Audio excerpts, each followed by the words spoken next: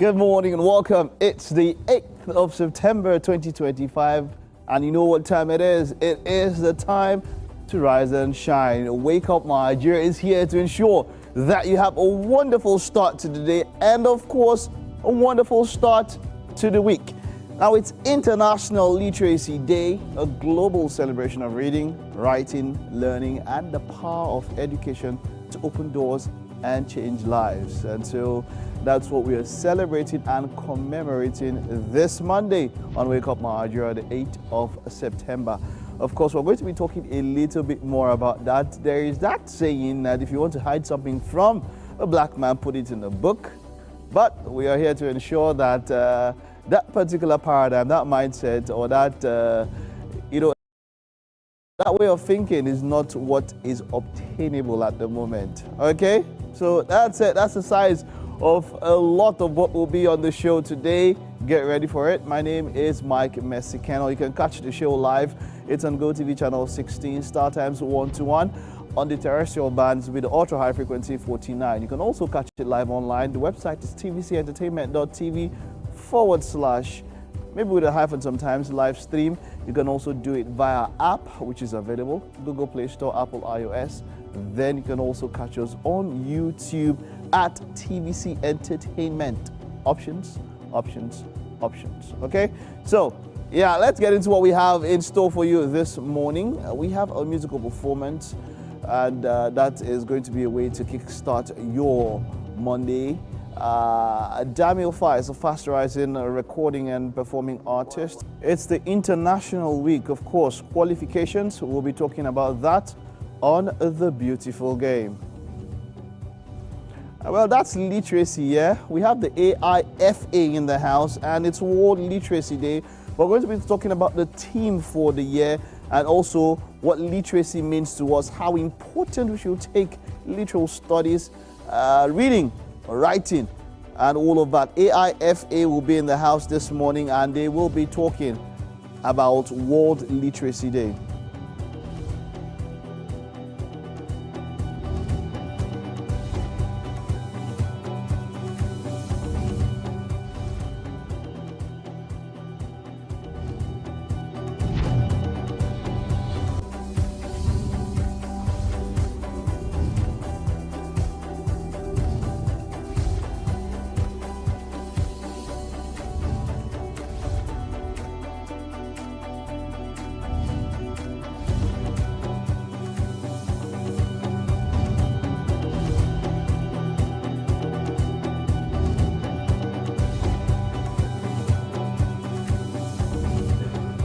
Ayo Shonaya is a filmmaker, a lawyer, also a music talent agent who has managed a number of Nigerian artists with a list which includes Fuji artist Wasiu Ayinde Marshal, aka K1, the ultimate pop star, the band, Don Jazzy, LD.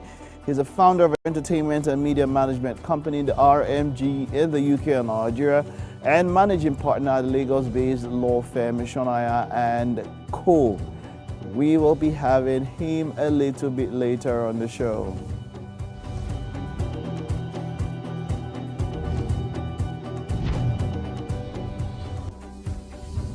I'm cool, I'm company, yeah. I want to ask why lawyers always use that appellation. Well, that's it. It's a packed show we have. Just sit back, relax. We will be back with the news after this short time out.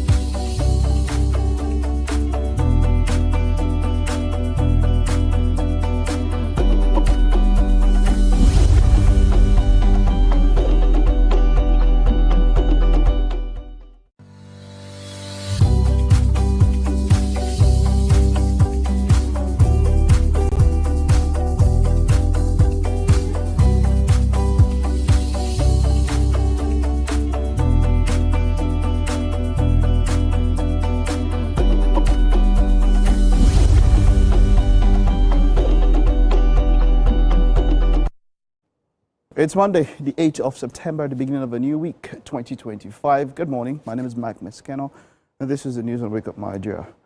Governor Babagana Zulum has emphasized the urgent need to widen security coverage across the state. The governor visited Dara Jamal community in Bama local government area of Zamfara state, where at least 63 persons, including 5 soldiers, were killed by insurgents. Senior reporter Jesse Tafida has details.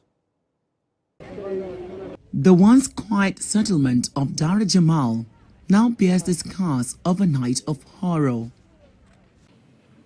Families who had only begun rebuilding their lives after displacement are once again mourning, this time for loved ones killed in an unprovoked Boko Haram assault.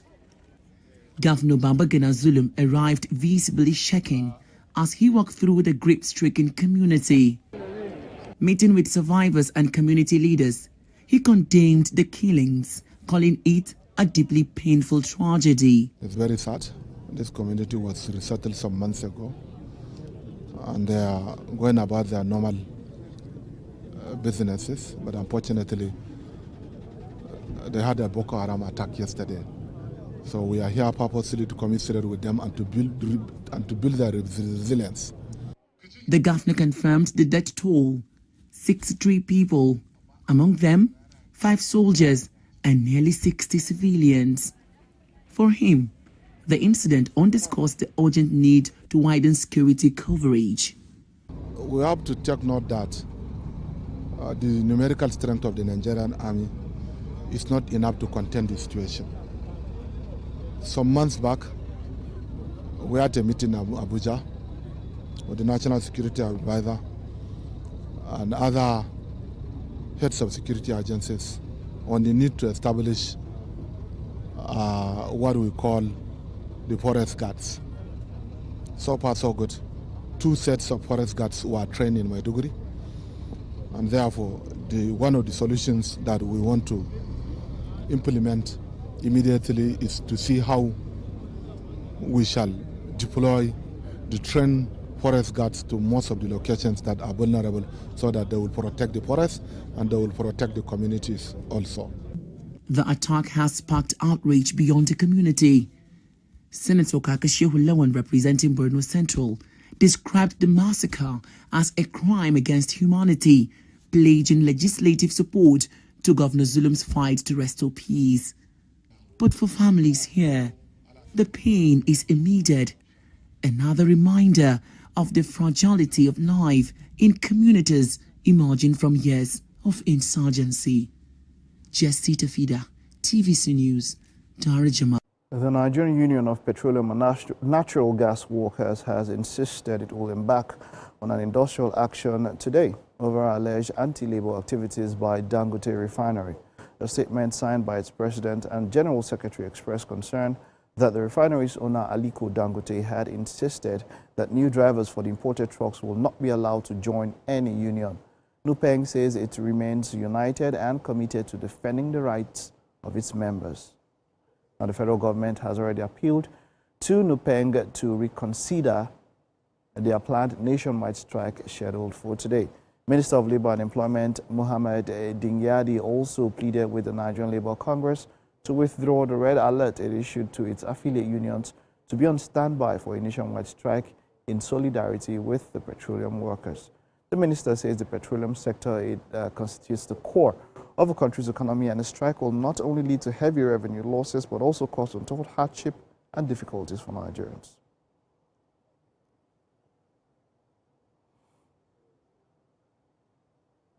The National Drug Law Enforcement Agency has uncovered a drug cartel and seized illicit drugs worth more than 6 billion naira in its raids across parts of the country. Details in this report. Operatives of the NDLEA arrested 3 suspects linked to an international organized criminal group operating between Nigeria, UK, Brazil, Australia, and the United Arab Emirates. In the operation, a large consignment of cocaine worth over 5.3 billion naira were found tucked into 76 cartons of textiles at the Murtala Mohammed International Airport. At their hideouts in Ikeja and Lekki, NDLEA operatives found Canadian loud, weapons and luxury cars. Director of Media and Advocacy of the NDLEA, Femi Babafemi, mentioned that the operation was conducted for more than 2 weeks across Lagos State. An Italy-based Nigerian was also arrested by NDLEA operatives at the departure hall of Terminal 1 of the Lagos Airport with more than 24,000 pills of tramadol he planned to sell for about 19,520 euros. In Rivers State, 1.1 billion naira worth of codeine-based syrup was uncovered in a 40-feet container camouflaged with ceramic tiles at the West African Container Terminal. NDLEA operatives also made several seizures and arrests in Kogi, Edo, Kaduna, Taraba States, and the FCT. Some sporting stories now. The Super Eagles arrived yesterday night in South Africa ahead of a crucial World Cup qualifier against the Bafana Tuesday, tomorrow. 22 players made the trip alongside a technical crew, members, officials of the Nigerian Football Federation and supporters, club members. Meanwhile, Victor Osimhen has been ruled out of the game due to injury. He picked up the injury in the first half of the 1-0 victory over Rwanda in Uyo on Saturday. South Africa and Nigeria will clash in a matchday 8 encounter at the Toyota Stadium, Bloemfontein, tomorrow. The highly anticipated encounter will kick off at 5 p.m. Nigerian time.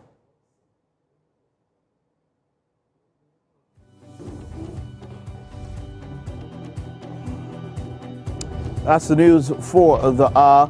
We'll take a time out. Stay with us. The show kicks off just after this recess.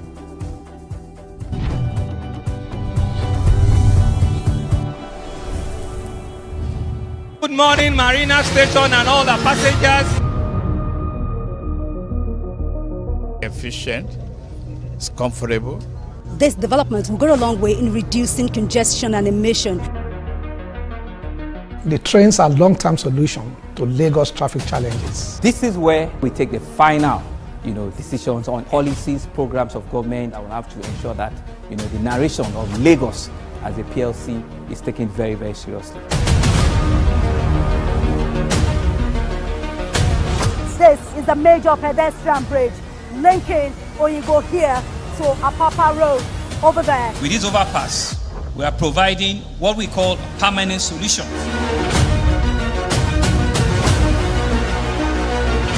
This place is one of the most dangerous areas at the biosecurity environment. This can go into the news and every crumbs of your neighborhood. Our goal is to remain as Africa's model megacity, to move our GDP from the 5-6 position to the 3rd position, and we believe is achievable with all the commitments we have. Explore the city of Lagos, where dreams are made and possibilities are endless.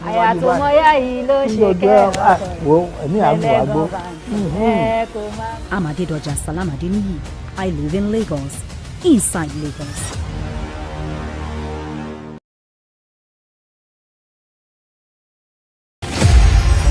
Maya Angelou was a civil rights activist, poet, and award-winning author known for her acclaimed 1969 memoir, I Know Why the Caged Bird Sings, and her numerous poetry and essay collections. Angelou was born on April 4, 1928 in St. Louis, Missouri. Angelou had a difficult childhood. Her parents split up when she was very young. Around the 1960s, Angelou lived in Ghana working as an editor and a freelance writer. Angelou also held a position at the University of Ghana for a time before she joined a community of revolutionist returnees exploring Pan-Africanism and became close with human rights activist and black nationalist leader Malcolm X and Martin Luther King. In 1961, Angelou appeared in an off-Broadway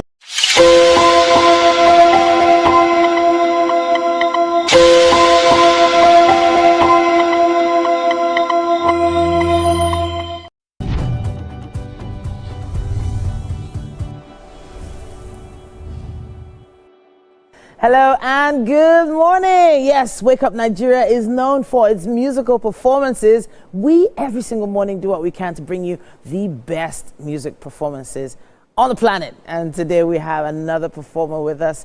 We have Yisa Damilola, professionally known as Dami Fice. He's a fast-rising recording and performing artist, as well as a talented music producer, specializing in creating Afro-pop and Afro-fusion sounds. He's been blending some infectious rhythms and soulful melodies as well. When it comes to storytelling, he's just a full package. It's great to have you here on the show. Thank you for having me. Dami Fice. Yes, ma'am. All right. So the name of the track you're performing today is Woman. Yes. I'm feeling very, I'm feeling like the person you're going to You be look singing great, to by me. the way. Oh, thank you. I was fishing for that compliment and you gave it to me. Thank you. But why did you put this particular song together?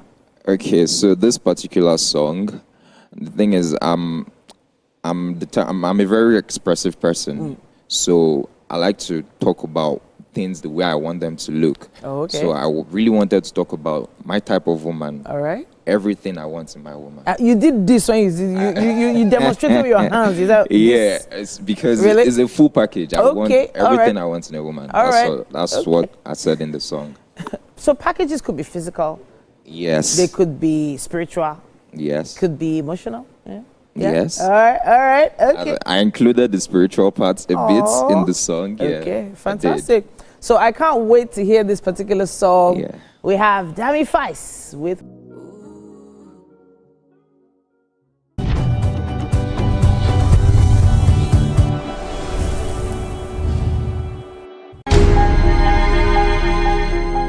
It's a mean of getaway out of hustle and bustling in Lagos, with Lagos, about Lagos, and it's the vice that gives me joy. Entertainment is creativity. Entertainment is way of life. Entertainment is how you can describe it. That thing that gives you joy. That thing that's specific. That's entertainment to me.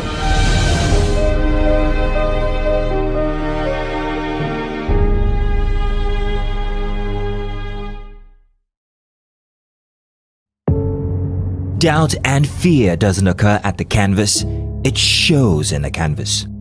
It shows the conation of raw ether material slabbed, stroked and molded at a pace provided by the doubt and fear. Every move way in the struggle of one to the other, merging the past to the present, brushstrokes of colors seen but not known. For when the wailing stops, the pieces settle down in abject beauty erected for a century of a century. Speaking, advocating, protesting as the arts are meant to be.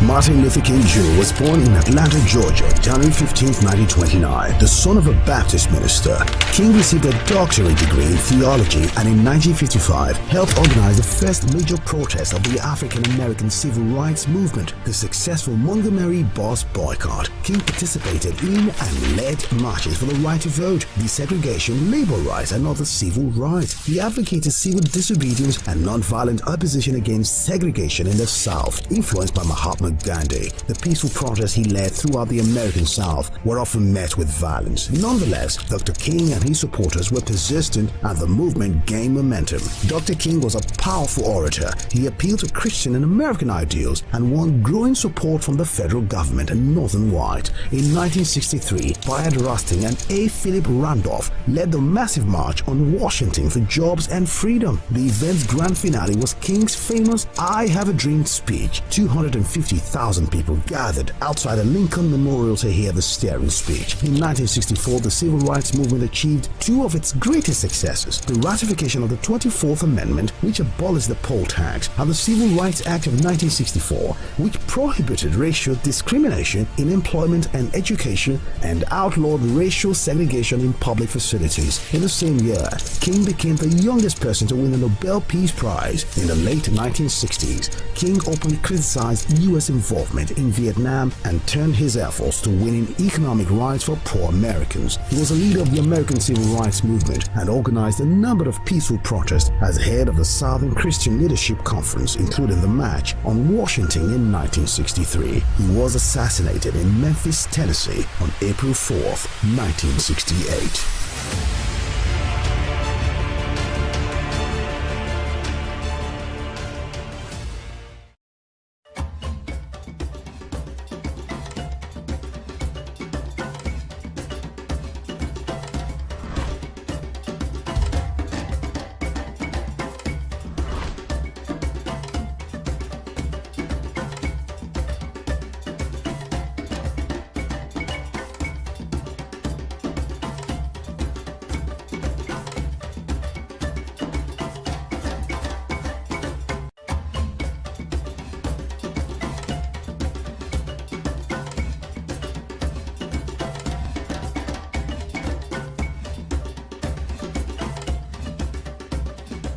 Imagine a country with over 300 plenty languages. Why you go the only focus on Yoruba, Hausa, and Igbo? Where we get a common language, where they unite everybody from Oga to even Madam self, and every person wey dey for street. That's now why we dey introduce you 89.9 Yanga FM, the #1 urban pidgin radio station.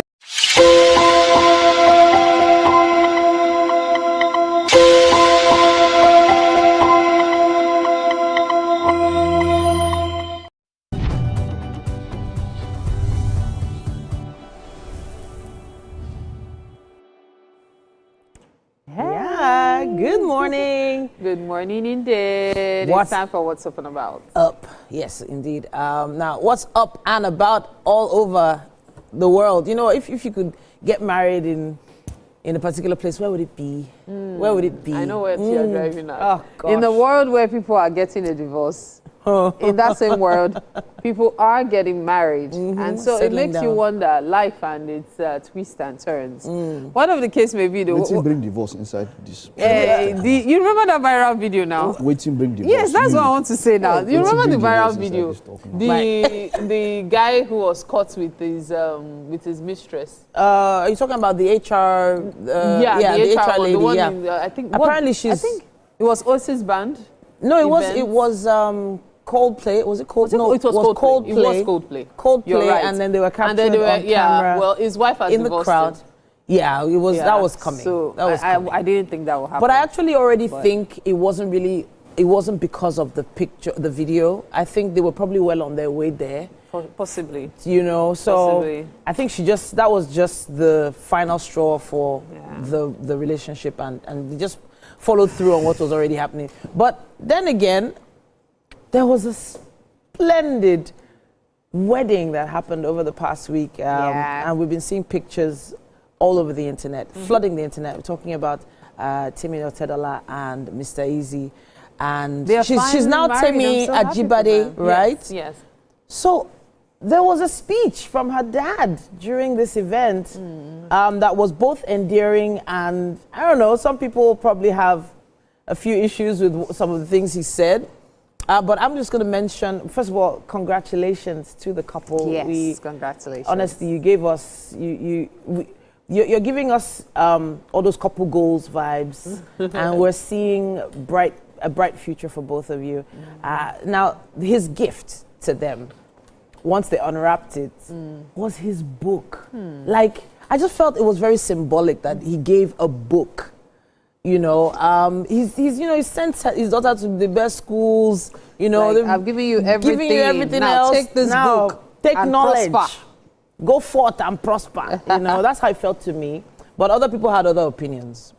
Well, I believe you started with the speech, yeah? Yeah. And speech. what he said was, your husband is your boss, yeah, and you should succumb to your husband. And then he also said that. There was one line. Don't come you. Don't come you. And so those lines actually got people, you know, talking about it on social media. Like, what's this about? You sent your daughter to school, and now you're telling her that all of that is dust at the feet of a man. And I'm telling you, those are the comments we're seeing. Alarming comments, but well, they're also opinions. Let me just quickly drop this. When you get married as a woman, it's your choice. If you like, don't succumb. If you like, don't agree your husband is your boss. Now I concern you. See, no matter the education you have as a woman, the moment you decide to get married, you should know that you have to submit to your husband. Now, what you should understand is what submission means. Exactly. I believe many people don't even understand what submission means. And see, they keep missing the fact that submission actually goes both ways. But enter it first, you understand what I mean. So when people are telling you is your boss, it's because, listen, there has to be a leader. Yeah. So when you've chosen this person as your leader, and that's why when you're choosing women, be careful wisely about who you are choosing, because he is your leader. So when you are choosing, be sure that it's somebody that will not lead you into the Atlantic Ocean, where you will not be able to turn back. Okay. The advice he gave her is as practical as can be. maybe 10 years ago, many of us would probably be like, wait, what? But sometimes when life has shown you what really marriage is about, you will just be like, my dear, that's the best advice your father could have given you. I can see Mike ruminating. The advice, what was the part people had issues with? Yeah, they had issues with. You should not don't call me that he's and then your boss. husband is your boss and succumb to your him. husband. Yeah, that is the line. There's a reason why you are not an Otedola. There's a reason why you are not an Ajibade. Yeah. It wasn't meant for you. Exactly. So just shut up and I don't know why it would even like I don't know why something like that would even cause people just start. It's not your business, Oga. It's not your marriage. It's not your family. No, you do not even know where the wedding is. You just saw pictures like 3 weeks. It's almost 3 weeks now, 2 weeks or so. It's been a while. They just released the pictures. You just saw pictures now, and then everybody's going about advice. You saw videos now. The daughter, the person waiting inside the marriage complained. You're complaining about name. I don't know, man. And then so I didn't expect the name change though. To be honest, I didn't expect that because of who her father is, you know. But if she has decided to take the Ajibade name, she should continue being. I don't get. No, so why? There are some who would say she should hyphenate, you know, at least stay, you know, have some roots with home and all that. But it's about her making her own name now, really, and it's probably even her father. I dare say it's her father that advised it. Yeah, women do give up a lot. Like you mentioned, your body, your name, and all of that. You get known, and if anything happens, the man won't change his name. You're still the one that have to change your name. Sure, exactly. You understand? If you can't predict tomorrow. So that brings me to what I was going to say. If there are any issues, you still have to. So a woman will go through what? At least one name change if she wants to go through traditionally. You understand? So I know people who they don't even hyphenate. They keep their exact name. And I really name, no name. I don't think it's a problem. I don't think it's an issue. The one person I know that we all know that kept her name, and the children bore the husband's name, but she kept her name, you know. And there's no problem with that. In the end, it does become about the children coming after, you know. So if you decide to hyphenate, are you hyphenating your kids' names just to... Generational wealth has already been established. Exactly. So whether she keeps the name or not, there's probably some legal, you know... She's probably generational wealth that she has somebody who will do the running around for her. Read that book? Which is one of the things that... I've actually... So Oscar has it. The amount that guy had to fight back from. Yeah. There's nothing that's established though. He was owing what? How many? Over 78 banks in terms of billions of dollars? Yeah. That will wipe out at one point. Baba was almost zero. And we was talking about how he earned his respect. He had some very rich friends, but he had to fight through. Yeah. You know, very significant book. Yes, there's been a number of has-beens. In fact, there's that popular adage that says that the children of the poor are the hope of tomorrow. Because most of the time, more often than not, the children of the rich would always find a way to probably squander wealth, as it were. Yeah. You know, so that discussion always goes around. But whichever way, some people have decided, I'm going to bequeath. A number of people are saying, look, I am not going to give my children any of my things because I don't want them to be lazy. Whatever works for you. You understand? And you know, this what my Mike said now brings me to what I was going to say earlier about the dynamics. Dynamics are different when it comes to marriage. People get married for different reasons. Sure. Now, these two lovebirds are getting married because they really want to be together. For them, it's beyond whether or not someone changes name. Yeah. Of course, from what we can see, the speech inclusive, Uncle Femi Otedola is trying to tell his daughter that, you are holy Ajibade now, so don't call me. You are holy so and so, so your name, everything is no longer Otedola. But do you know what he has given to her? Yeah. Be it educationally, psychologically, the way she's been raised and all, because she's largely said to be a decent girl. Of course. It's way more than the name. And so carrying the name is more like you're still daddy's girl. Oh, you're still holding on to those strings. On to the strings. Yeah. So as far as he is concerned, that is his way of saying, listen, you belong to your husband. Deal with it as it is. Don't be a daddy's girl. Don't call me.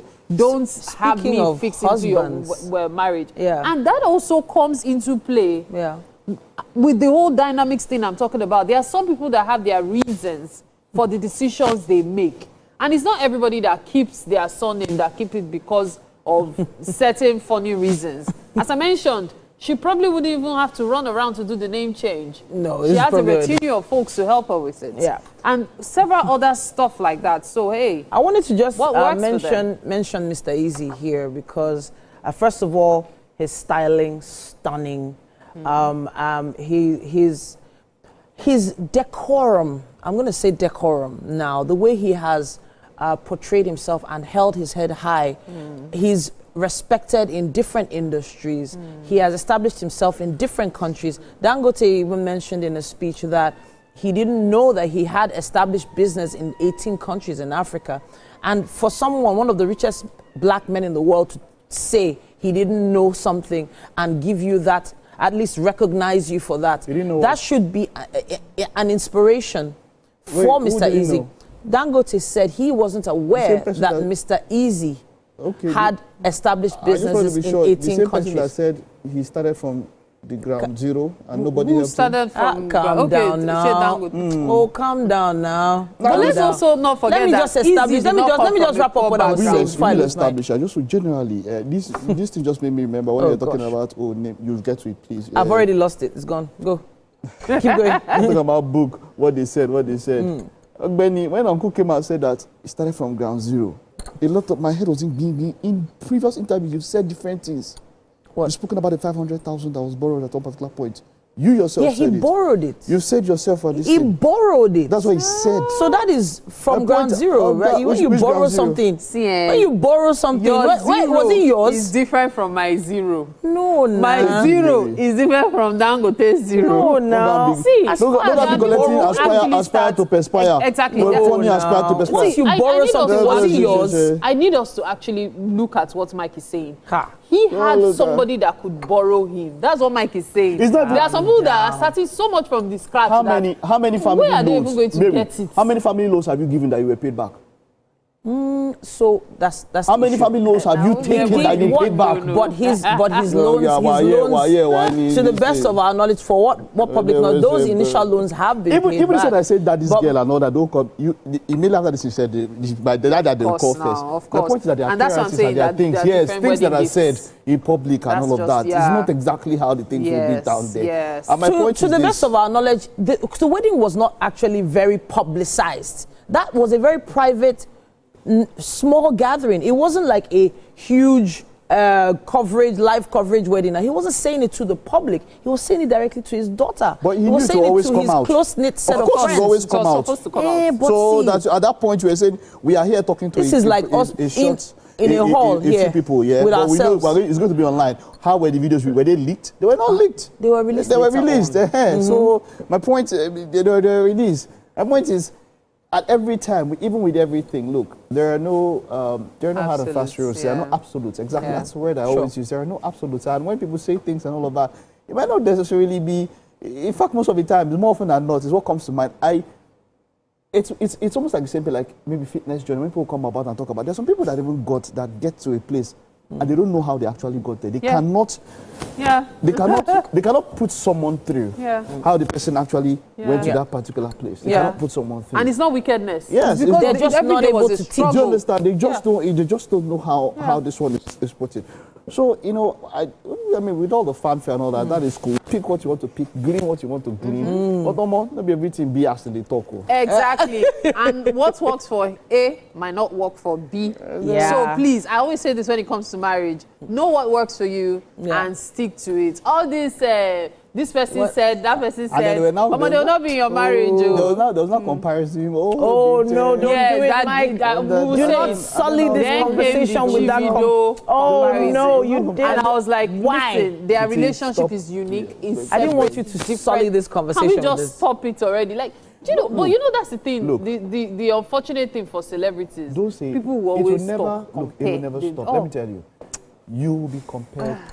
CBC will be compared with this competition. Titi will be compared against Mary. whether you like it or not, whether you want to hear it or not. That is the world that we are in. And Mike will also be compared. No, I just wanted to establish it. Against Edgar. There are many.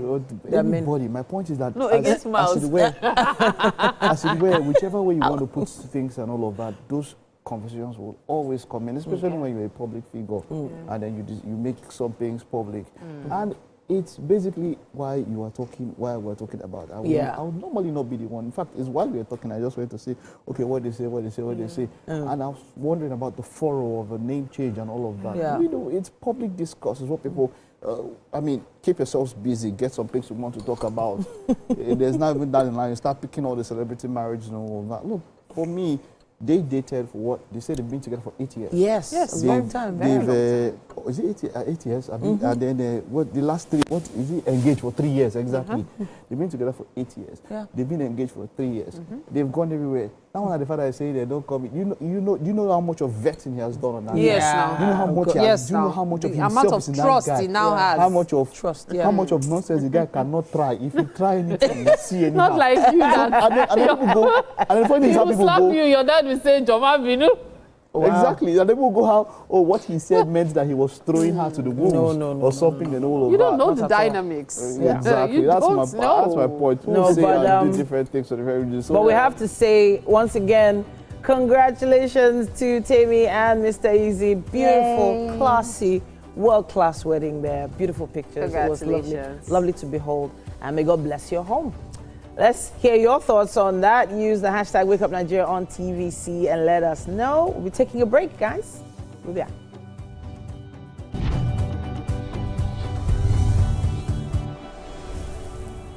Imagine a country with over 300 plenty languages. Why you go the only focus on Yoruba, Hausa, and Igbo? Where we get a common language where they unite everybody from Oga to even Madam self and every person waiting for street. That's now why we dey introduce you 89.9 Yanga FM, the #1 urban pidgin radio station where they unite us all.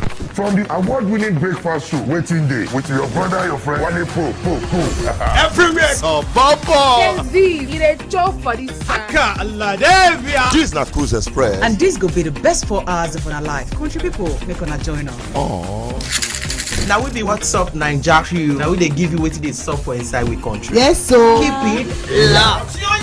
If God be your papa, why you not gonna make younger? Come to a holla. Now here we they settle all the matter. Bro, we right here. Nobody better than we, right? Okay, now whispers be that.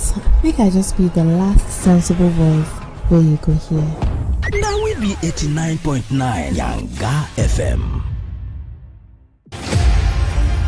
Martin Luther King Jr. was born in Atlanta, Georgia, January 15, 1929. The son of a Baptist minister, King received a doctorate degree in theology and in 1955 helped organize the first major protest of the African American civil rights movement, the successful Montgomery bus boycott. King participated in and led marches for the right to vote, desegregation, labor rights, and other civil rights. He advocated civil disobedience and nonviolent opposition against segregation in the South, influenced by Mahatma Gandhi. The peaceful protests he led throughout the American South were often met with violence. Nonetheless, Dr. King and his supporters were persistent and the movement gained momentum. Dr. King was a powerful orator. He appealed to Christian and American ideals and won growing support from the federal government and Northern White. In 1963, Bayard Rustin and A. Philip Randolph led the massive march on Washington for jobs and freedom. The events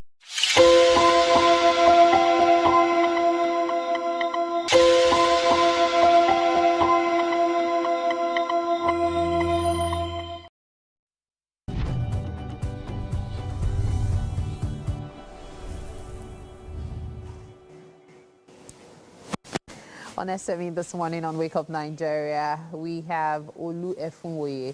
He is a social impact innovator, education advocate, and philanthropic leader dedicated to championing youth empowerment through education and practical pathways to opportunity, equity, and inclusive growth across Africa.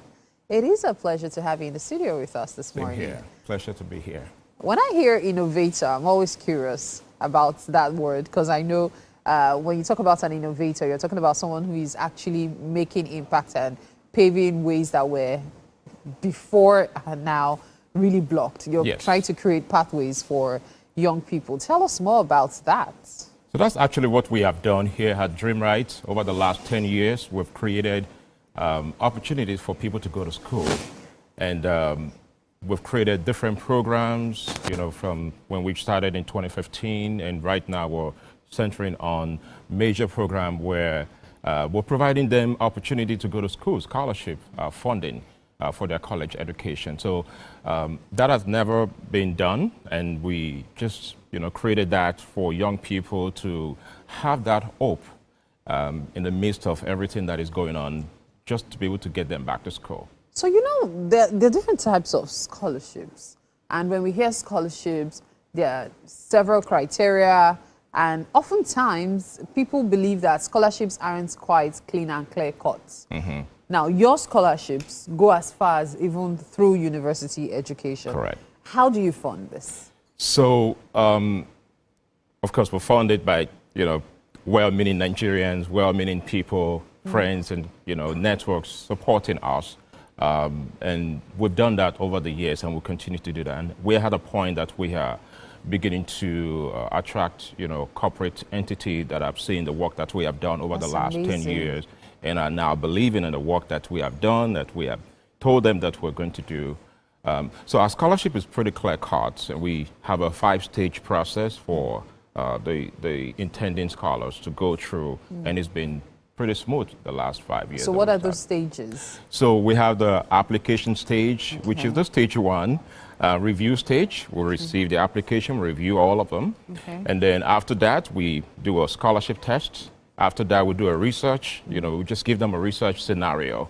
And then after that, we interview them. That's the final stage where we decide whether or not they're fit for the program. So what are the requirements? I'm sure there's someone watching now and is thinking, okay, instead of me to go to NetFund, maybe I should try Dream Rite. Okay. You know what I mean? Okay. Like, instead of taking loan for my education, I should probably try to get a scholarship. So what does that person need to have? So, of course, you have to be a high school graduate, or you can be in your first year, under 25 years, and you have to be schooling in Nigeria. You cannot use our fund to go abroad. You have to use it here in Nigeria or any other country where we operate. So is it a public school, or it can be a private school as well? I mean, if you have the money to go to a private school, you probably don't need Dream Rite funding, right? So we would not, you know, limit where you can spend the money, but it's just 1 million naira that we're giving out. So how far can that go, you know, going to a private school? I doubt it. Now, if you're giving 1 million naira to someone in a public school, is that 1 million naira supposed to be for the entirety of the education or per year? That is for the entire 4, 5, or 6 years college education. So it's just for payment of tuition and all, one-time payment. So you have to be wise. Are you paying it directly to the school? We're paying directly to the school. So the school knows, oh, this person's tuition has been covered. So we don't pay the money to the student. The school, I think all of the schools in Nigeria uses remitter for payment. So we get that information. We pay the fund directly to the school. We are the one making the payment. We are their parents in that regard, making that payment. So then you keep the receipts for them, and then every year they just simply go to the school and say, oh, my tuition has been paid, and they'll see that on their portal. It's always going to be reflecting on their portal, of course. All right, that's actually quite impressive. Because I know a lot of work goes into this, and you also have to be super careful regarding who you're giving and how you handle the funds as well. Now that you have sponsors, even it becomes trickier because you have to be even more meticulous. People do not put in their money where they do not trust. And this is an NGO that we're talking about. So that brings me to the story behind Dream Rite. How did it all begin? So I grew up in Nigeria, and I was not doing well in school. Poor grade, came out of secondary school with nothing, and then I realized that a lot of people today will be in my shoes, right? Of course, I'm a graduate now, you know, almost finishing my PhD and all of that. So Dream Rite was born as a result of me looking for ways to give back, right?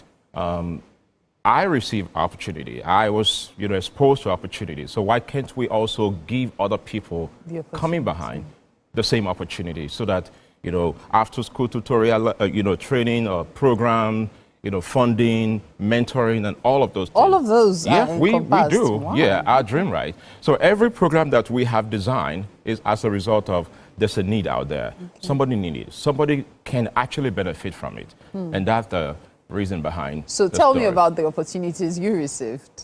Okay, so so right now, we provide the Dreamers College Fund, which gives them $1 million scholarship, for their college education. Yeah. Those that are in the program, we also enroll them in our Mentor Me program. Mentor Me is a mentoring program where we, pair them with a mentor. Interesting. Most of our mentors are in the US and a few of them in UK and all of that. So, and some are still in Nigeria. So we pair them, we hold a quarterly program, leadership, empowerment, business, and all of those things to ensure that you're not just graduating as a graduate, but you really equipped to really face the job market. Or if you want to be an entrepreneur, we also have programs like that caters to them. This is amazing. Yeah. However, there's something that I should bring to your notice. I know it's a college thing now, university. This mentorship, amazing. However, there are several really intelligent young people who get to SS3. It's something I recently discovered. And they cannot go beyond SS3 and be graduates because they cannot afford to pay for their WAEC. They cannot afford to pay for NECO. They cannot afford to pay for their school leaving examinations. And so they remain SS3 students. Not graduates, yet no longer quite in secondary school. Now, some years down the line, when they can afford to, perhaps because they've gotten jobs or they've been able to learn a trade, they decide, okay, I'll finish my secondary school. I don't know if it's part of the plan. I'm just suggesting. If you have those exceptional students that have the capability, but unfortunately due to funds or stuff, cannot even finish secondary school, perhaps you might want to put them into consideration. This is if you're looking to expand. That's why I'm mentioning this, because it's alarming the number of people that are actually in these shoes. I recently found out and I was appalled because I didn't even realize that. Because when you hear somebody has finished secondary school, it means the person has done their examinations. That's right. So if you finished SS3 without doing the examination, you're still not a high school graduate. And so I would like you to keep that into, as part of your considerations. I find what you do amazing, commendable. In fact, you're walking the talk because a lot of people talk about these things, yet few people find solutions. So this is very commendable. Now, let's talk about future plans for Dream Rite, even though I know I just suggested one now. But what are the future plans? So we've been in Nigeria for, almost 10 years. Dream Rite will be 10. When you say you've been in Nigeria for almost 10 years, were you in other countries before Nigeria? No. Okay. So when we started Dream Rite, the vision of Dream Rite is actually for Africa, not just Nigeria, but we've been operating in Nigeria for that long. And so when in December, we're hoping to actually announce the next country that we're going to expand into. It's likely going to be in East Africa, one of those 6 countries. Okay. We ran a poll a couple of months ago, and the numbers are actually telling us the country that we're going to be moving to. So the same template that we have used here over the last 10 years, we'll just replicate them. Replicate that, in other places. As we receive more funding, as we have people trust us and say, take my dime, take my, whatever you have, then we go there and do the same thing and better Africa. That will be awesome. Yeah. That will be awesome. The truth is, you cannot cure every headache. You cannot solve every problem. So even if you're unable to meet all the needs, and even if the plan to expand isn't quite materializing, you're doing a lot already. Because you're giving hope to people who probably would have thought it would be impossible for them. There are people who are not even applying for student loan because they are not even sure of being able to pay back. That's right. Because they're like, when I finish school, will I even be able to get a job in time to pay back? I don't want that debt. Because there are several countries that have that option of student loan. Yes. But there's that belief that, okay, when I finish school, of course I'll get a job. But in a situation in which you're not even sure of being employed, it becomes a case of, is it wise for me to take this loan? So it's good for you. In fact, your NGO is aptly named Dream Rite. You're giving them dreams in the right way, and I find that really commendable. The one I love the most is the mentorship, the extra stuff you're doing to pad them up so that when they finish their university education, they are really prepared for the outside world. That's right. And that's amazing. That's right. So on a lighter note, if a student from Nigeria, for example, applies on Dream Rite, gets the scholarship, can the student choose to go to an East African university since you are already having affiliations there? I'm just curious. Like student exchange programs, for example, bring the East African students to Nigeria and back and forth like that. Well, we haven't gotten there yet. So once we move to East Africa, and we now have Nigeria and that East African country, then we'll work out the modalities. But ideally, when we receive funding and we tell our sponsor donors we're using the fund for in this the country. And a lot of people, they give, maybe because I'm Nigerian, let me give to people in Nigeria. If I'm from Rwanda, give to people, make sure my money go to people in Rwanda. So we want to make sure we'll work out the details when we get there. So if I want to get in touch with Dream Rite, what do I need to do? Yeah, just go on our website, dreamrite.org/donate, make a donation, support us, and, we have various ways people can, send a bank transfer directly to, our bank account, and there are various other ways to give directly on our website. And that also applies to the students, right? Correct. Oh, I forgot to ask. Let me just quickly ask this one. How many students per year? So far, we have given out, we've given out 50 million naira in scholarship. Wow. But it's not even. So in 2021, when we started that particular program, we gave 3. In 2022, we did 8. So in the 2023, number varies depending on the and then last year, availability of December, we funds. did 25 of them. Wow. Yeah. So that's huge. we've done 50 total, and then of course we're currently in the selection process for this year. A lot of people have been asking how many people are you going to give scholarship to? We don't know. It's going to be determined by the funding that we receive. Amazing. And you know what? It could be you. So That's right. no harm in trying, okay? I really hope you get the scholarship. Thank you so much for your time, Thank Olu. you. It's been quite an interesting conversation. Thank you for the good work you do. Thank you. Thank you. All right. At this point, we have to take a break. You're watching Wake Up Nigeria. Stay with us. We'll be right back.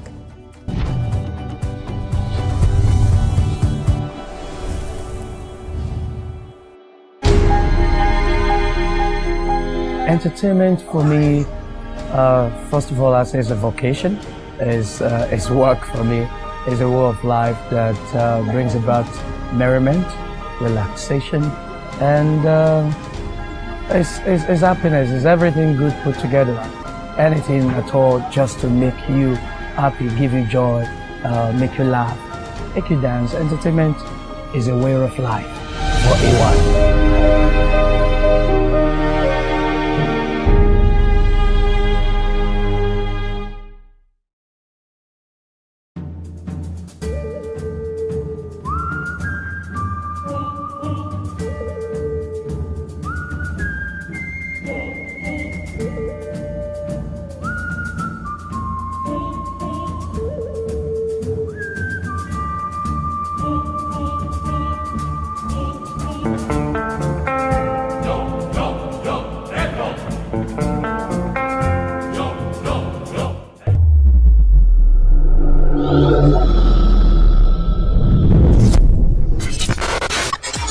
Do you think you can outplay me in this game of wits and knowledge? Can you go 7 rounds without flinching? I meant answering 7 questions correctly. How well can you hold your liquor? If you're curious, then join us for the most exciting conversation and games with your favorite celebrities on 7 of 7.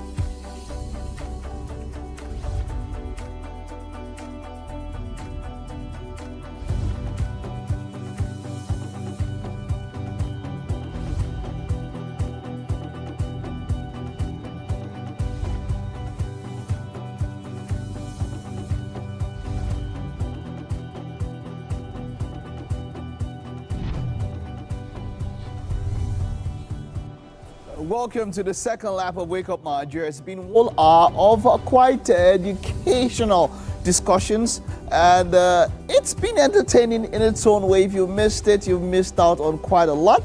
But hey, just chill, sit back and relax. If you are just joining, we still have 45 minutes more to go on the show. My name is Mike Mesikena. Welcome to Wake Up Nigeria. It's International Literacy Day. So we're doubling down on stories that inform, empower, and spark real conversations. And due to that, we have quite an interesting discussion when it comes to that particular scenario. Okay? You can catch the show live. It's on GOTV channel 16, StarTimes 121. You can also do it on the terrestrial band. The ultra high frequency will be 49 online. tvcentertainment.tv/live stream. You can also catch us on our app, available to download on Google Play Store and Apple iOS Store, and then on YouTube at TVC Entertainment. That's the handle. All right, now for the rest of what we have on the show this morning, we still have a musical performance, and we have Ayo Shonaya, fast rising recording artist and producer, will be here to perform.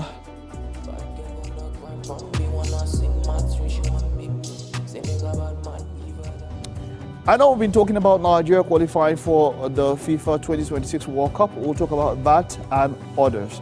But then, like I mentioned earlier, it's World Literacy Day, and we have IFA Reading Society, an NGO that promotes literacy and a reading culture in Nigeria, raising awareness on the importance of literacy for national development, and of course, IFA's role in promoting this course.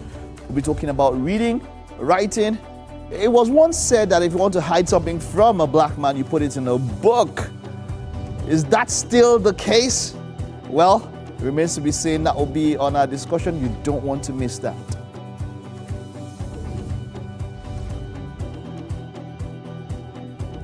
And in the house, we have Ayo Shonaya.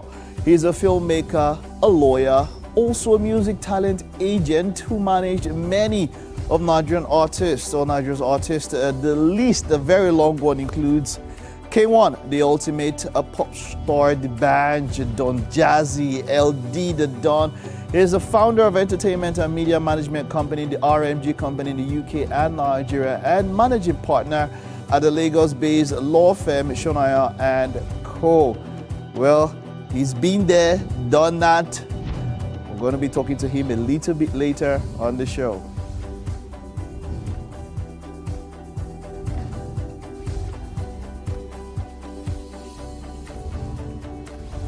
That's the size of what we have left on the show. We'll take a very short recess. Stay with us. When we get back, we're talking literacy.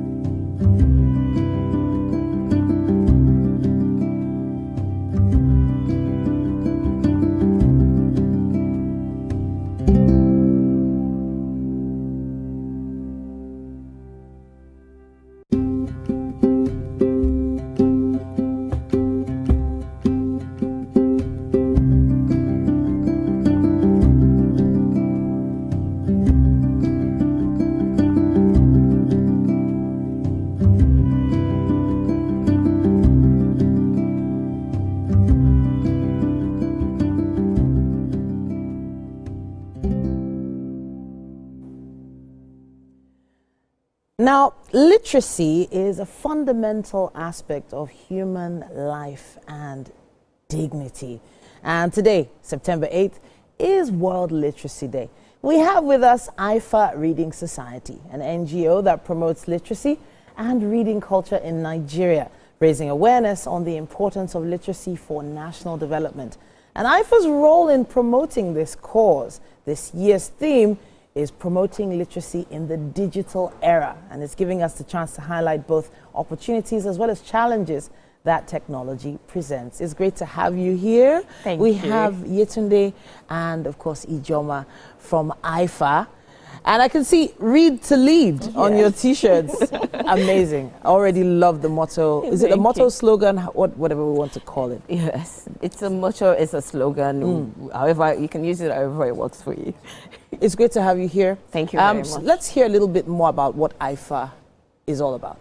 So IFA Reading Society is a non-profit organization that is primarily focused on promoting literacy. Okay. So we believe at IFA Reading Society that no matter what your station is in life, you should have the ability to at least read and write, because we all know that everyday life in Nigeria, all over the world, there's a level of writing that is involved. So we love to promote, we aim to promote literacy, and people will be able to read and write, and that's what we've been doing in with all our initiatives, basically.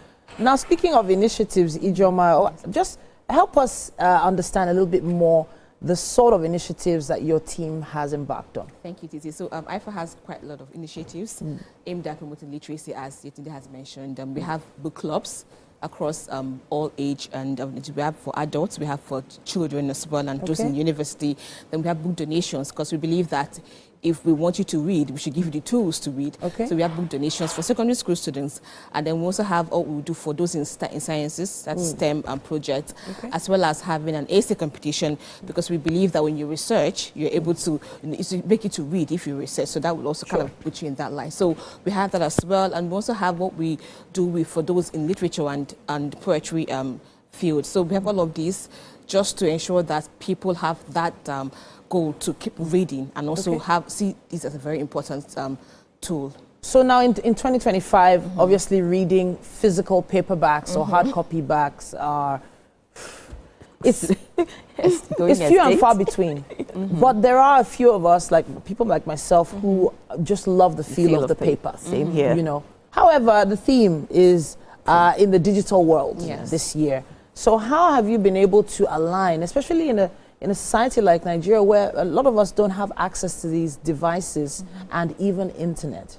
Okay, so with IFA, we've kind of established ourselves online through we do our on-air book club.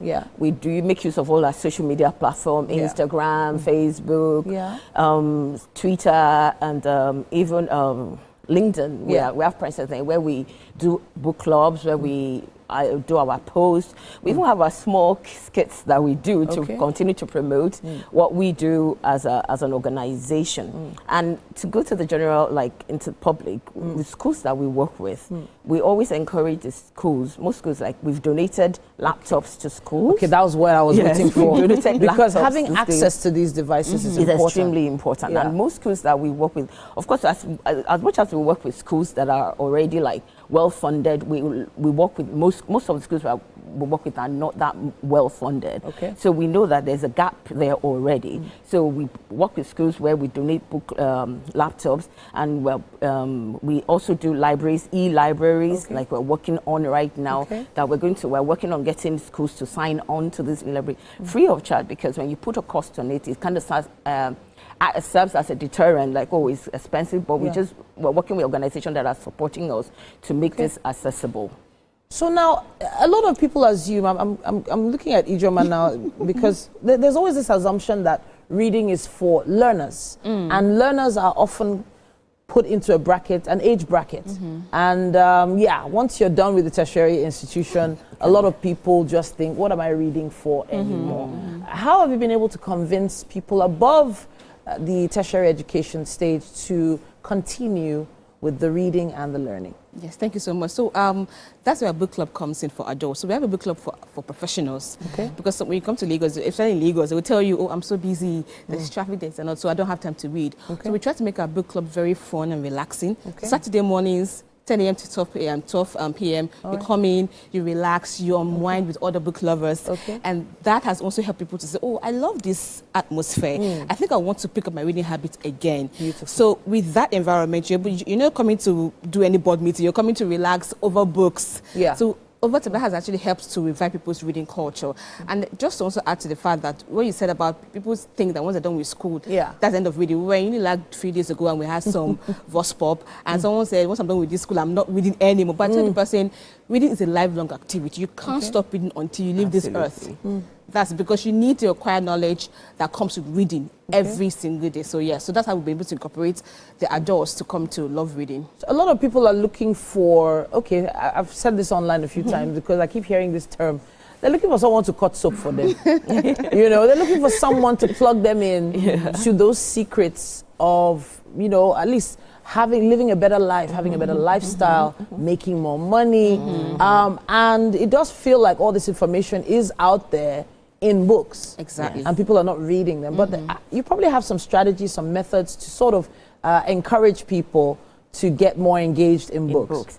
So, like I said, we have our office kits that we do and we post on our social media platforms where we do videos of the books that we think that we're reading now, what people should be reading as to help them in that area, maybe get multiple streams of income or has to do with health and fitness, different areas of life that people are generally concerned with.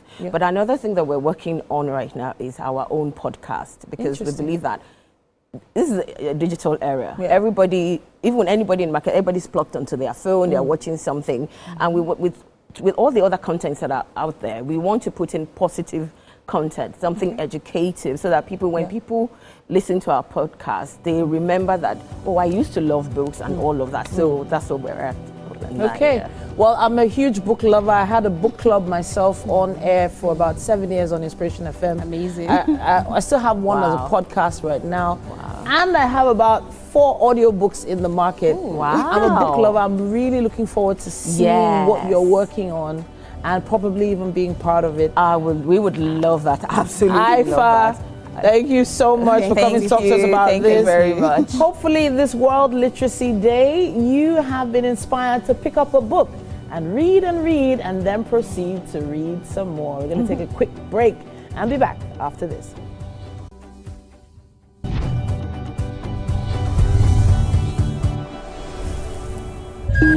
In the beating heart of Owerri, business never sleeps. From sunrise to sundown, the wheels keep turning. And behind the scenes, vision meets action. Governor Hope Uzodima's leadership has turned manifestos into reality, transformations that feels like a miracle. But progress needs peace, and in Imo, it's not left to chance. From land to sky to river deep, Guardians are watching, protecting dreams and opportunity. At Orashi's quiet shore, hydropower is rising, set to energize a growing economy. The change is visible. New roads emerge, industry hums, communities come alive. At the center, a digital revolution. 500,000 young minds trained each year to build the future. As Orashi rises, so does Imo and the hopes of a hard-working people. A new Imo is on the rise. We don't like to eat better, more nutritious meals, more veggies, but we want it tasty and easy too. Knorr Cubes, that's the secret. Made with real ingredients like chicken, parsley, and garlic, and enriched with iron, so your meals are better for you and more delicious too. That's the cocoa. Let's give it some accolades. Change your world by changing what's on your plate.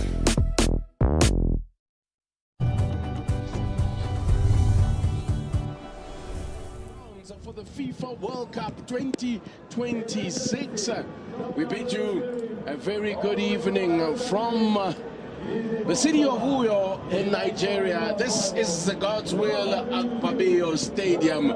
It's our venue for this evening's match. It is Group C clash between Nigeria Super Eagles and Rwanda. And Alex Iwobi also, of course, plays for Fulham there in the Premier League. Look, man, and then prodded home, but the flag will go up for offside. It's still alive here for the Super Eagles. The shot from range with Freddy Titi, looking for what would have been his first international goal in his 64th appearance for the Super Eagles. Could be something on. Here is a chance in. Fired straight at Ntwari. Such a big shot that this Lookman has done well here to win possession as he offloads the pass to. Now this is Alex Iwobi. As Ntwari opts to palm it over the crossbar. You don't want to take chances. Look, you saw it a long way off. No. And I guess it was a question of just playing safe. Last appearance at a major tournament was back in 2004 in Tunisia. Is this a good run here and a chance? Good casual there, trying to finish. Oh, it's gone in over the line. That has gone in. That will count. I'm not sure who will get it. It's Arogodare that celebrates it. His second goal in his fifth cap for the big man from Wolves. Emmanuel Tolu Arogodare makes the breakthrough. Rwanda will be bitterly disappointed with how they defended that. They've been so resolute at the back. There's no keeping that man mountain out. Much better from Aina. Mentioned his lack of adventure in that first half. Now we see him pushing that much high, creating the width I've been talking about. Wow, that's a good touch. Still a chance here. Took a block on its way through. Nobali was pressed and forced into an early clearance.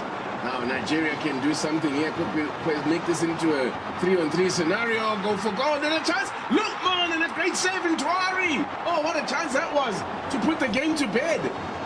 How costly would that prove to be? Aina going to line up. Aina, who's born in Nottingham.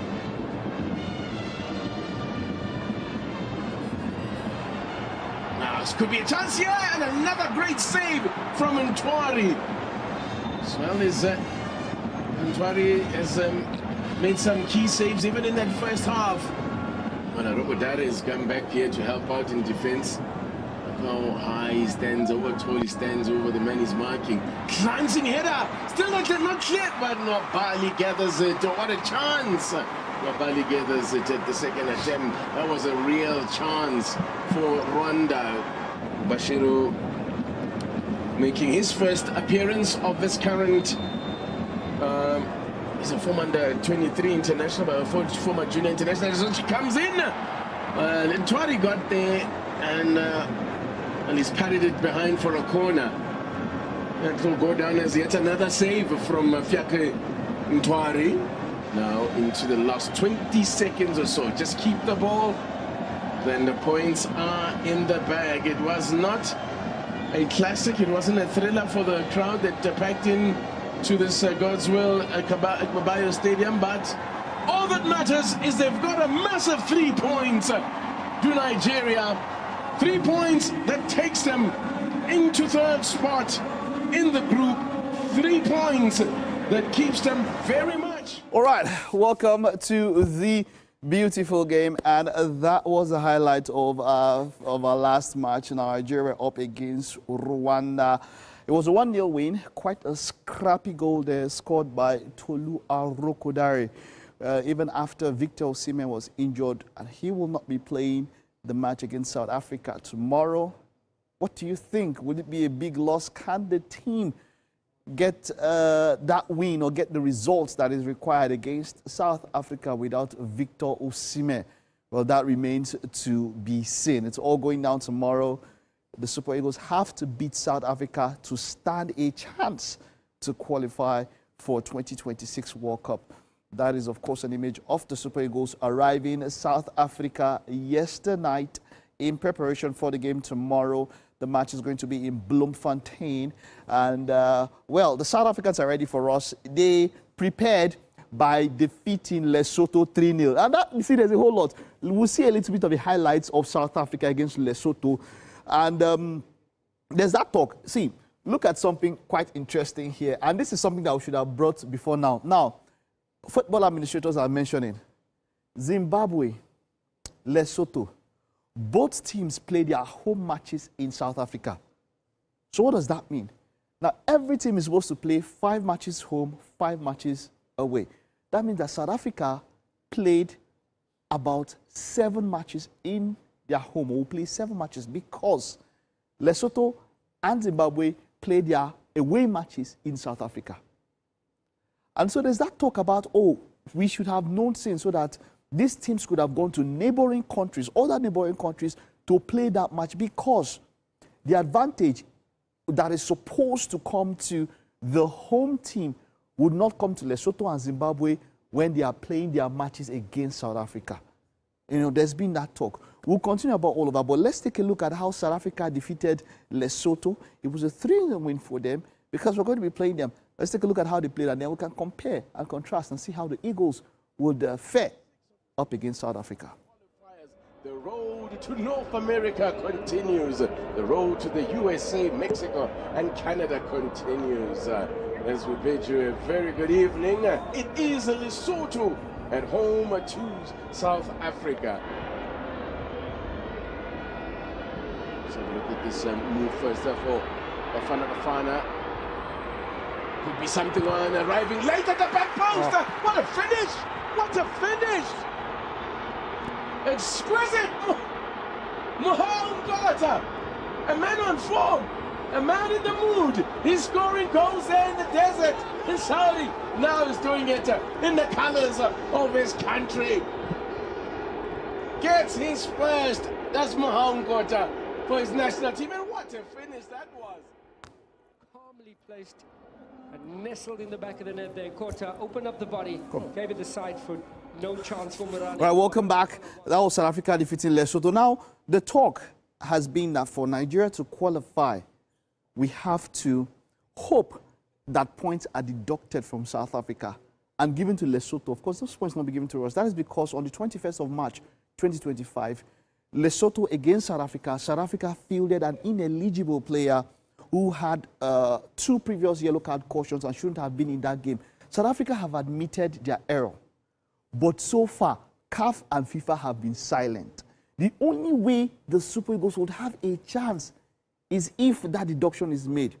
But will that deduction ever be made, considering that FIFA and CAF have been quiet?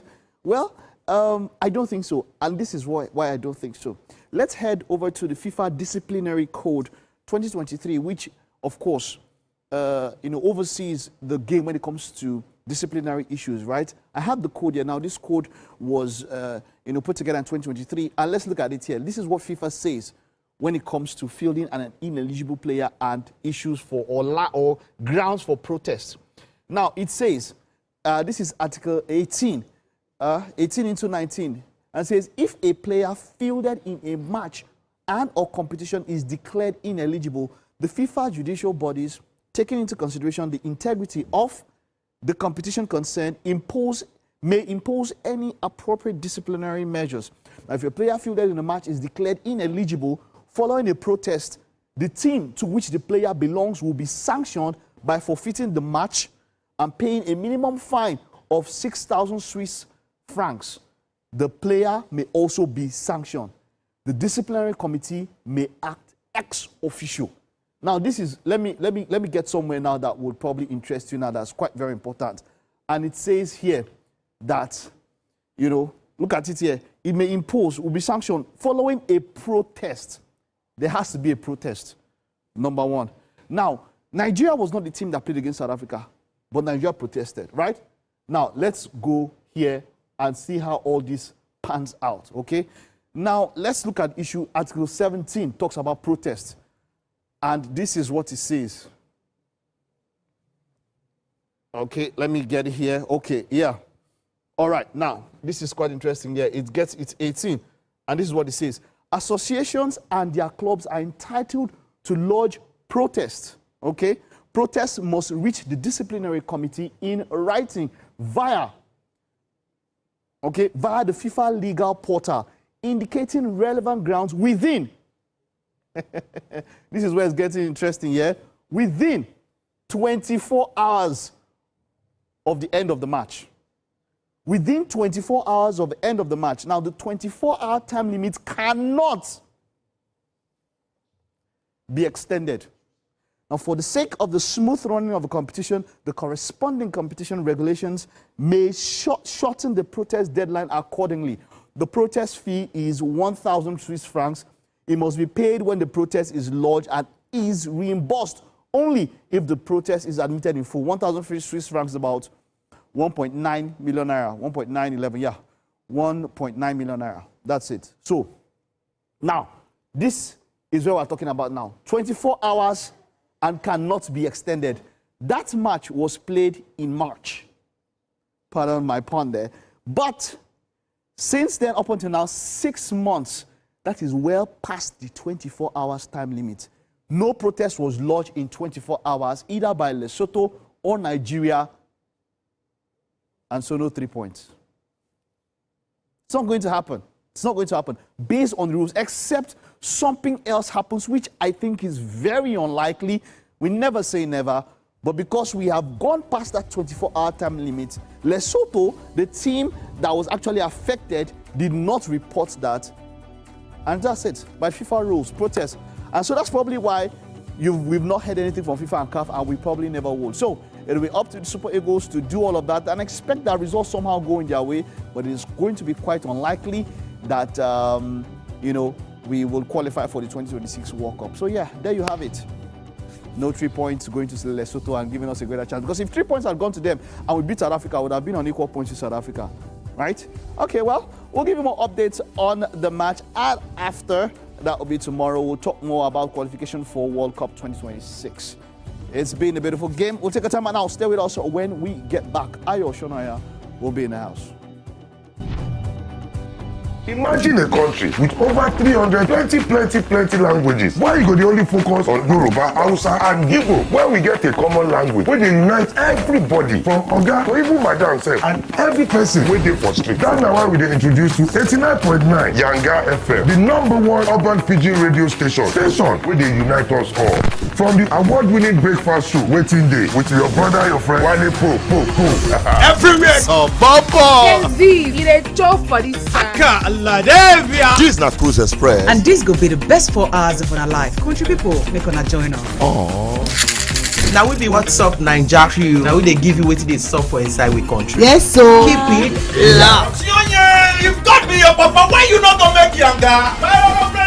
Proud to a holla. Now here we dey settle all the matter. Bro, you're right here. Nobody better than we, right? I can always best be that. Make I just be the last sensible voice where you go here. Now we be 89.9 Yanga FM. Good morning, Marina Station and all the passengers. Efficient, it's comfortable. This development will go a long way in reducing congestion and emission. The trains are a long-term solution to Lagos traffic challenges. This is where we take the final decisions on policies, programs of government that will have to ensure that the narration of Lagos as a PLC is taken very, very seriously. This is a major pedestrian bridge linking Oyingo here to Apapa Road over there. With this overpass, we are providing what we call permanent solutions.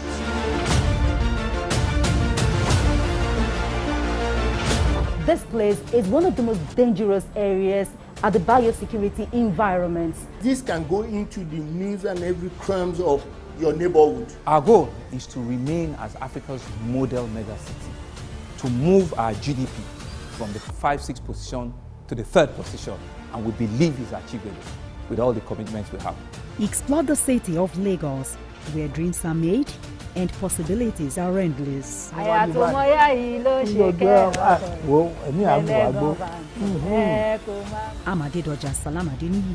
live in Lagos, inside Lagos. I'm Nifemi Oguntoye, news anchor with TVC News. My day is usually busy and it's difficult keeping up with breaking news stories, trending stories, business news, stock exchange and what have you. But with TVC News on WhatsApp, I'm able to catch up with all the breaking news, real-time updates and trending stories on the go, right on my phone, no matter where I am. It's quick, easy and always on. And here you can join us by scanning the QR code or using the link on our X and Instagram. Why wait? Come to the side of news that keeps you ahead. TVC News, first with breaking news.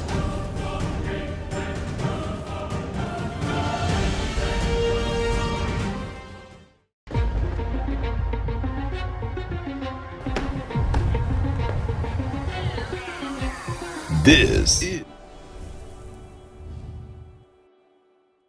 Welcome back. Now it is my honor to welcome our next guest right here on Wake Up Nigeria. It's been so many years I've wanted to interview this individual, and it's so great that he's here today.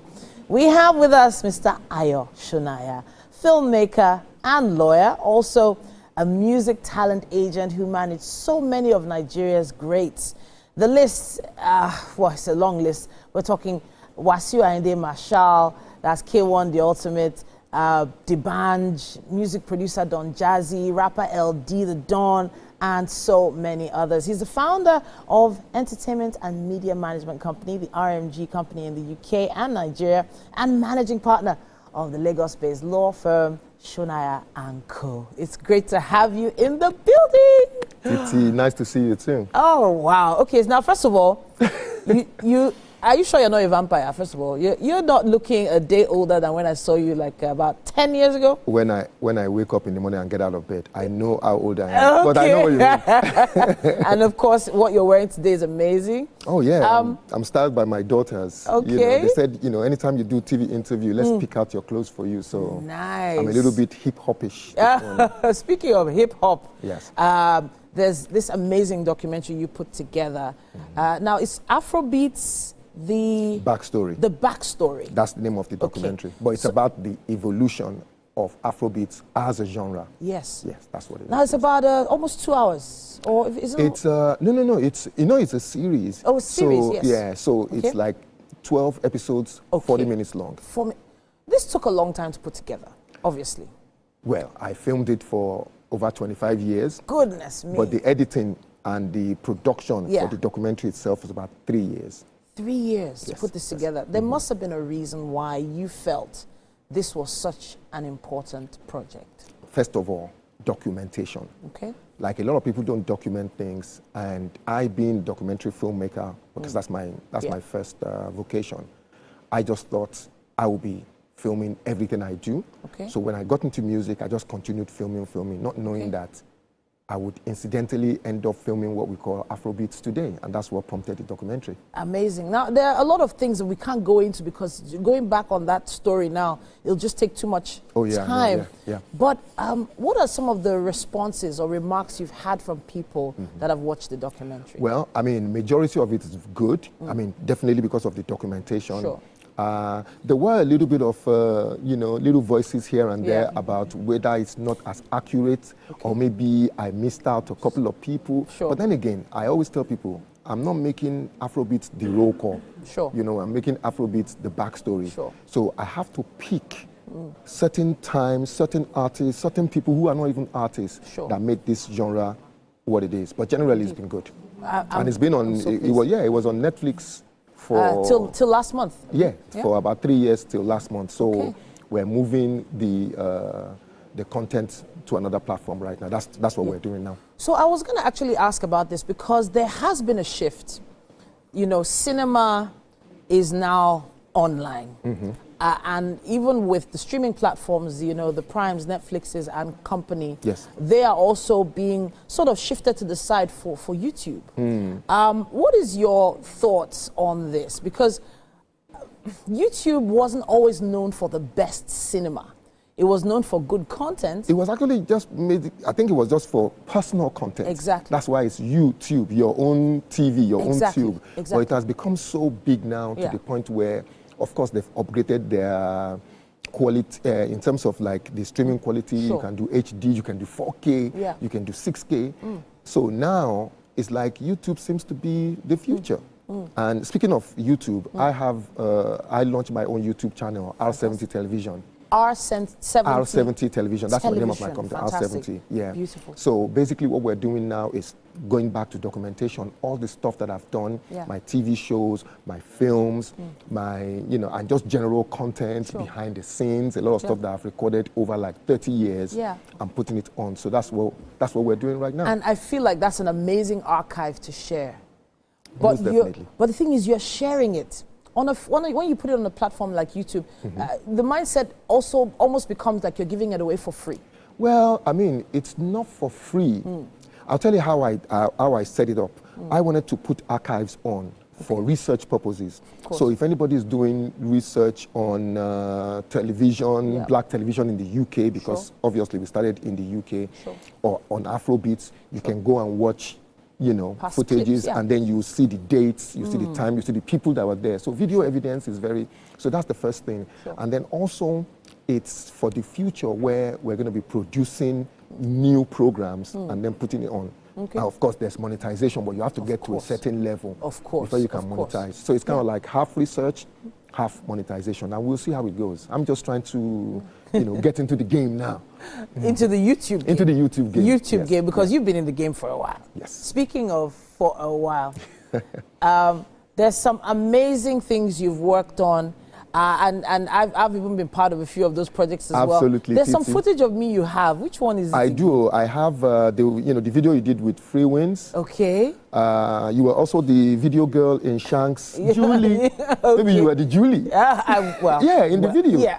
Well. And of course, do you remember Most Beautiful Girl in Nigeria? Yes. I think it was 06? 07, 2007. It was 07, 2007. Yes. Yeah. So you have footage of me? I have backstage footage of you. Wow. You know, when they were doing not the audition, but they've already put you there. Practice. The practice. Oh my goodness. The walkthrough, when you guys are doing the model work oh and everything. Oh my gosh, you have all that. Munachi, Abi, who eventually became the winner. I have, don't worry, I'll send you stuff. Wow. Instagram go collect very soon. Instagram and YouTube. Thank you so much for doing what you're doing and giving us those archives. We want to see some clips of your works on screen right now. What do we have? Okay, I don't know. I mean, I sent a bunch of. Oh, this is you. Oh yeah, now let's see you back in the days.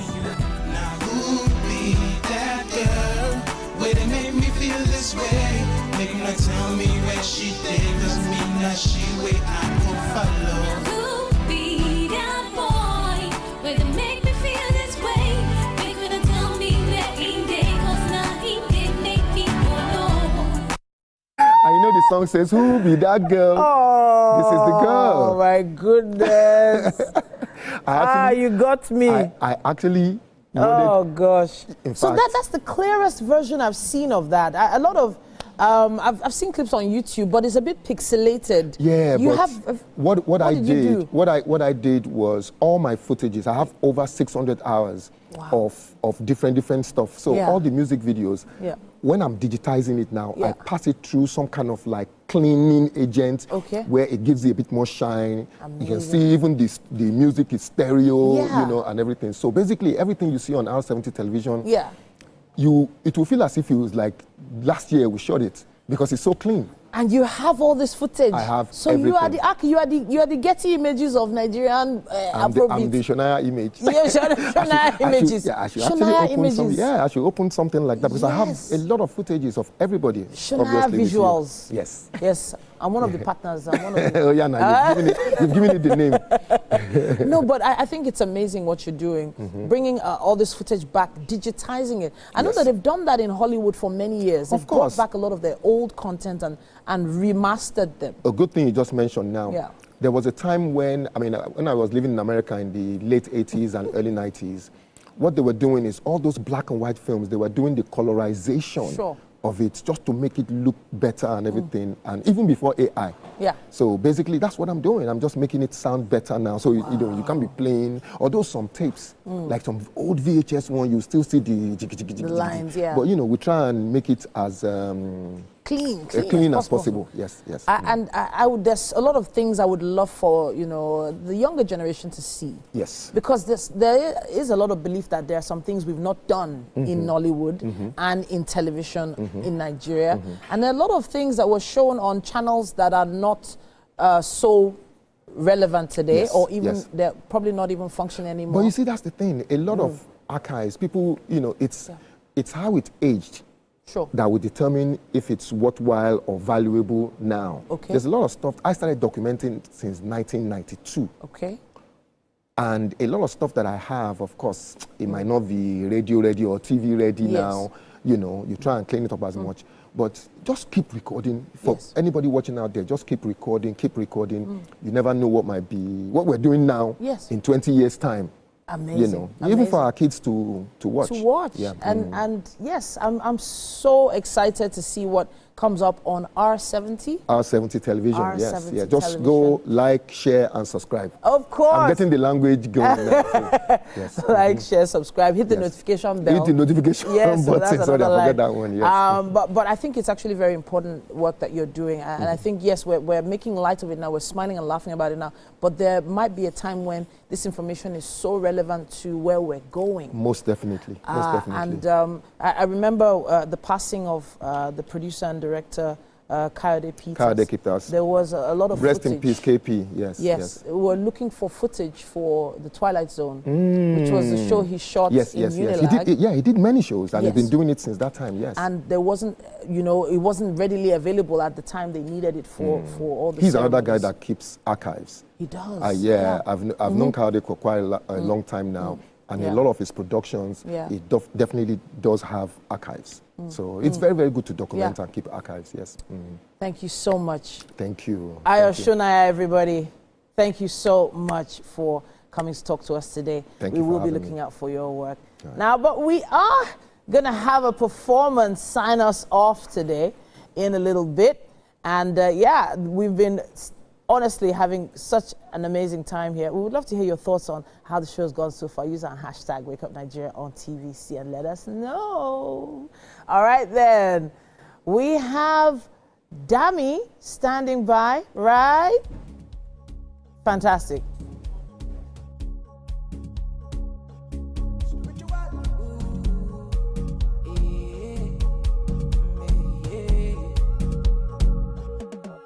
Me, I no go lie, no be every time energy high.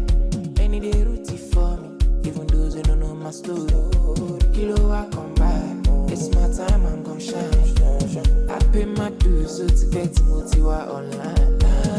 All I want is peace of mind. Out of sight is out of mind. That's why I've been grinding from 9 to 9. I cannot afford to lose. Me and my goals, I will keep up steady till I make this moolah. I'm a body my now I know feel so bad. The pressure's getting worse. I'm trying to make my cheddar. My love far away, me or me go not be omega. On my phone for updates, tell them say music they pay. Them things say I they play. Them no believe deep. Still I focus, journey still on. Getting many good, me I got score. Up recording till 4 in the morning. News much you up around. Is peace of mind. Out of sight is out of mind. That's why I've been grinding from 9 to 9. I cannot afford to lose. Me and my goals, I will keep up steady till I make this moolah. I'm a body my now I know feel so bad. The pressure's getting worse. I'm trying to make my cheddar. My love far away, me or me go not be omega.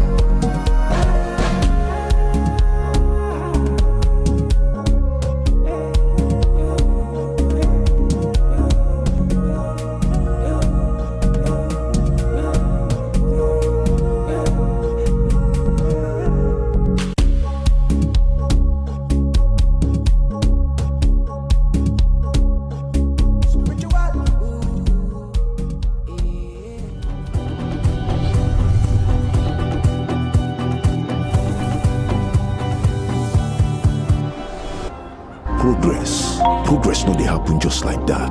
It dey come from support when you need am. Mommy, I got the school fees. You too much.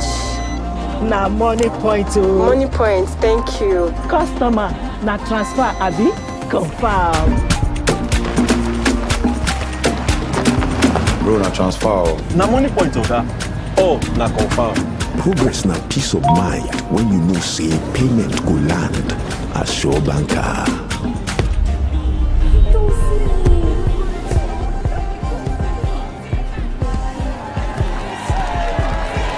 Progress na small wind wey dey carry person go far. No worry, yourself go make am. Mo go buy ball. Victor, even you dey use money point? Of course now, they use money point. Confirm. Money point, made for your progress. For 9 electrifying seasons, the eye never blinked. Because in this house, the cameras never miss. Season after season of extraordinary moments, bold game plans, power moves that shook the house, and romance that kept hearts guessing. Even then, you've seen nothing yet. This BB Night Jazz Season 10. No filters, no scripts, no holding back. Cause it's 10 times the drama, 10 times the rivalry, 10 times the game. This is 75. No zero, no minus. Big Brother Night Jazz Season 10. Showing 247 on DSTV 198. GOTV 49. Go sponsor Guinness.